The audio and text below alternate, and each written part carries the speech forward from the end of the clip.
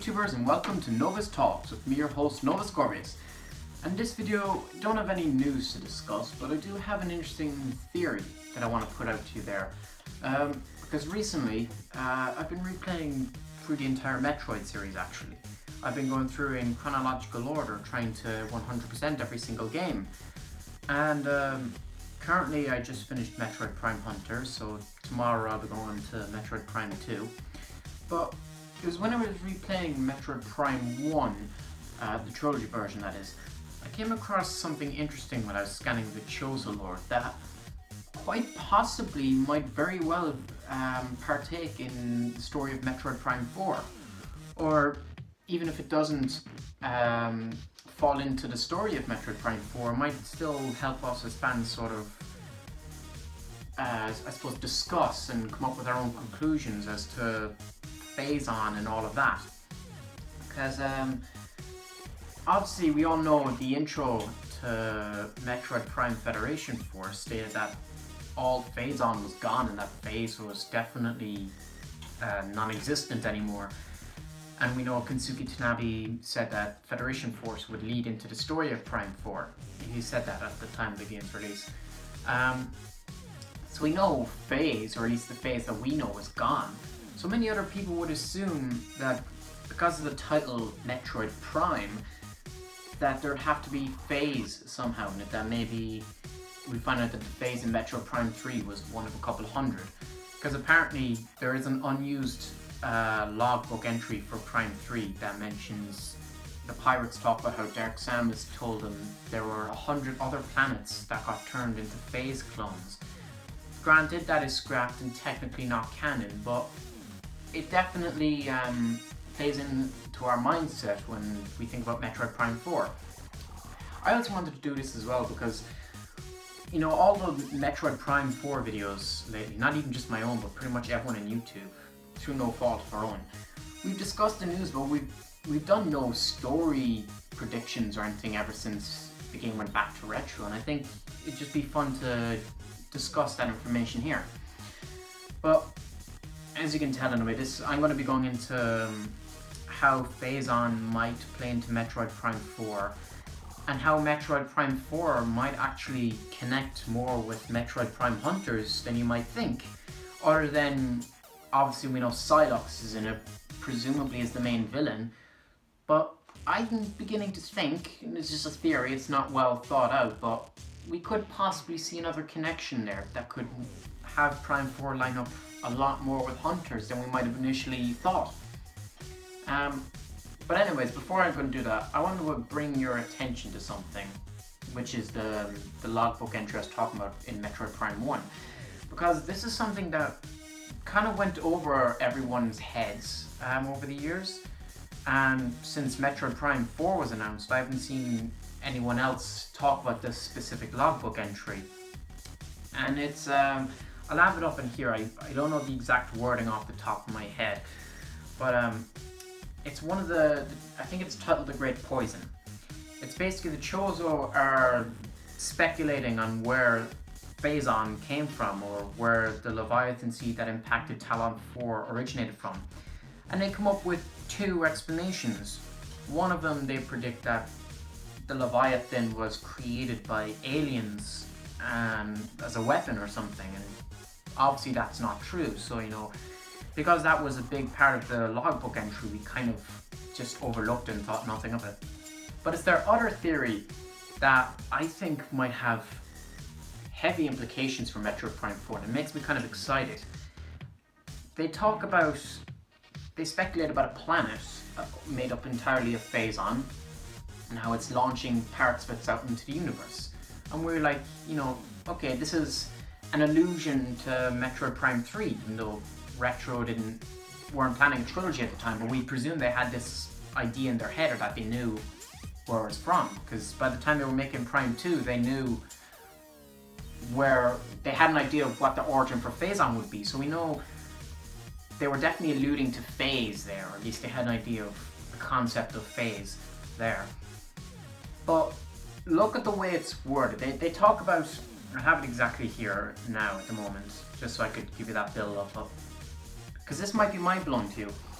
Here it is. The Chozo talk about how this planet might have met a cataclysmic end or something.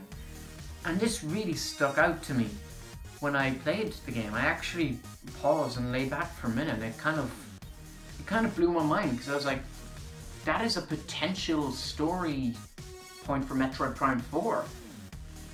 My theory is that this could connect to some sort of, if Phase being transformed into a living organic being and Phazon existing and all this was because of a cataclysmic event, then that means Phase was normal before that. Well, normal. And that means something or someone had to cause that event. Now you can see where this theory is going. And I'm thinking, if it's an alien race, like obviously it would be some sort of extraterrestrial event, but maybe it might involve, off the top of my head here, maybe, let's say for example, two alien species at war or something. They would have to be really powerful, but these beings would have probably fought, and maybe it was a civilization that lived on the planet or something, and they were so powerful that in their warfare, their destruction completely annihilated, reshaped and transformed the entire shape of the planet, and yeah, made it conscious, but that is something we can kind of ignore for the purpose of this theory. So I'm like, okay, suddenly that makes a really interesting hidden detail that could possibly be explored. And if Metroid Prime 4 goes in that direction, then, you know, that allows them to bring in Phazon and bring in the whole story of Phazon. And if we explore the origins of that alien species, like maybe they're alive somewhere else in the galaxy, you know, maybe Phazon could be with them, maybe they're still infected with Phazon or something that lives on in them. You know, suddenly this idea, and the more I think about it and the more I speak, this could very much be a way to bring Phazon back while having Metroid Prime 3's ending and Federation Force's opening sequence still be canon and relevant. Because technically that did happen and it is gone, but it is still here for this reason. Now, how does this connect to Metroid Prime Hunters? So I was trying to 100% Metroid Prime Hunters, as I was trying to do with the other games as well. And when I was scanning all the Limbic lore about Gorea, they talk about how they don't know what Gorea is or where it came from. Rather strikingly, actually, they mention that Gorea came on a comet and hit into their planet. I don't know what planet it was, because it's never really told to us, but Gorea came in a comet, landed on one of the planets.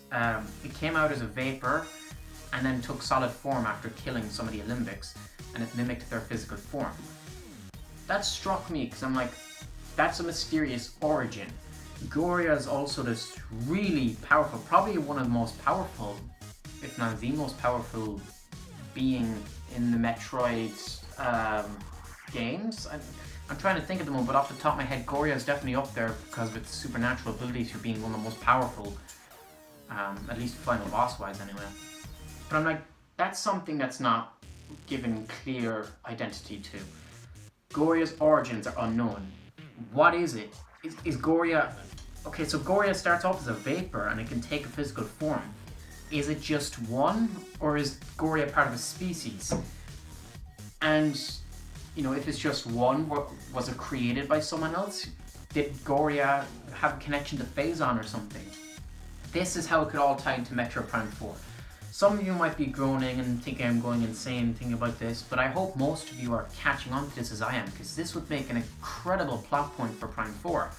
Because if Metroid Prime 4 references the origins of Gorea, and maybe Gorea's species will act for the sake of argument that Gorea is part of a species, that this species is the one that led to the cataclysmic destruction and transformation of Phase into a world entirely of Phazon, then, because maybe this vapor is like the essence of Phazon or whatever, because Phazon does take a kind of vapor essence. If you think about it, sometimes it's sort of like a blue cloud as well as a liquid. So Prime 4 could be about trying to track down the origins of that, and this would link it to Metroid Prime Hunters, because suddenly Silox's relevance is way more important. He has a reason to be there, and it would make sense if, I don't know, Phazon was there as well. I was going to say Dark Samus, but I'll stick more with Phazon at the moment as a whole. So it suddenly makes a lot more sense for Phazon and Psylocke to exist in the same game, and why Metroid Prime is in the title. And this allows the possibility for, they probably won't do this. I'm pretty confident to say they won't, but I would love, and I'm pretty sure most of you would, if Trace, Candon, Weevil, Spyro, and Noxus came back.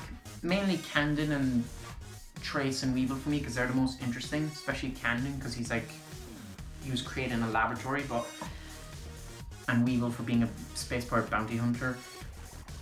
But it would make sense, because what if these hunters here, because remember, right before we fight Gorea in Metroid Prime Hunters, Gorea seemingly kills all the bounty hunters and absorbs their essence. But when Gorea dies, they're all alive again, their essence is thrown back into them. What if, when Gorea absorbed their life force, they kind of saw into its mind? They saw what I was thinking or what it's passed with. They could read its memories. So maybe, what if Metroid Prime 4 is about Samus trying to track down each of these bounty hunters to try and find out the information for them? She'd probably have to kill them, let's be honest. And that is the downside of the hunters being in the game, they'll probably have to be killed. But what if Samus is trying to track down all these bounty hunters again, because they all hold like a piece of the puzzle? And this could link back to the whole ultimate power thing. Psylocke is probably into it. He probably knows about the origin of Phazon and maybe Gorea's connection to that.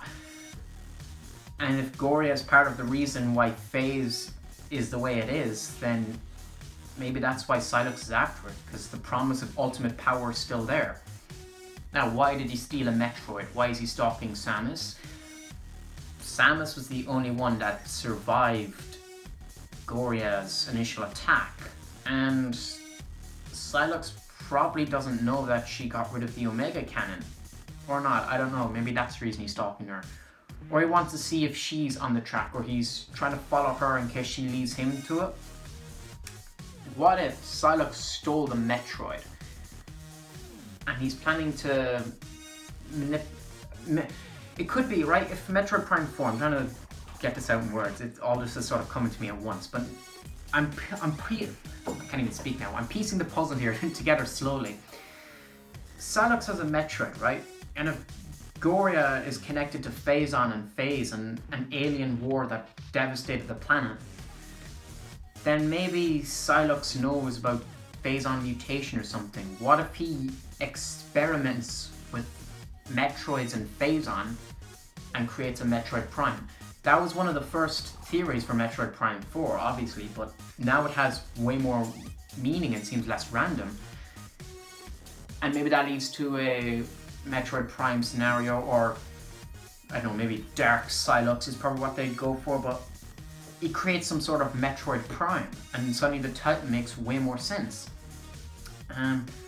Maybe this connects to, in Metroid Prime 2, the Yilla and, what were the other one? The Enkren or something they were called? But there were two species mentioned. The Yilla were the ones that stood out to me, because I'm like, okay, these sound really interesting, they're really advanced species. I hope they're not like Chozo clones like the Olympics were, but if Metroid Prime 4 explores the Enkren and the Yilla, and maybe they're the ones that were involved with all of this, maybe Gorea is part of that, you know, suddenly all of this comes together, and as I'm speaking this, the story makes so much sense now that I almost want to write this out as my own story, because I feel like I'm probably going to end up being really wrong and the game ends up being completely different, but this just sounds like a really awesome basis for a story, and it makes so much sense. It connects everything together across not just the main three, but the two main spin-offs as well. Hunters and Federation Force, it all connects. And it's just really crazy now that I think about it. I'm trying to formulate to see if there's anything else that could be pieced together, but you know, if Nintendo were going for a trilogy here, which I hope they are, but at the same time, Prime 4 has taken such a toll on Nintendo that I don't know if they'll rush into making a Prime 5. We'll have to see. But I know I talk about that a lot even though Prime 4 hasn't come out, but for argument's sake, I'm going to presume, like some other people, that we're getting a trilogy. Then this story makes more sense because you have 3 games that will allow you to explore this alien race, presumably the Yilla and the Enkren and Gorea and the connection to Phazon and Phase and the bounty hunters. And over 3 games, it could be about building up to like the real origin of it all. Or maybe Samus discovers the origin in Prime 4, but then something happens that carries it out for 2 other games. But no, it would be really cool because I mean it would feel very connected to Prime Hunters. I don't know how long has passed between Prime Hunters up until Federation Force. It's at least maybe about a year, probably. So I mean it's not that far after, so it is still reasonable within a sense of the timeline to happen. But it would be really cool because it would be bringing back all the characters we want to see again. It would be tying all the Prime games together. And plus, if you have the Hunters in there, that allows for a multiplayer mode, because now you have all the Hunters in the game. They wouldn't just be in multiplayer, they'd be in the main game as well. And you could have Dark Samus and Space Pirates in there.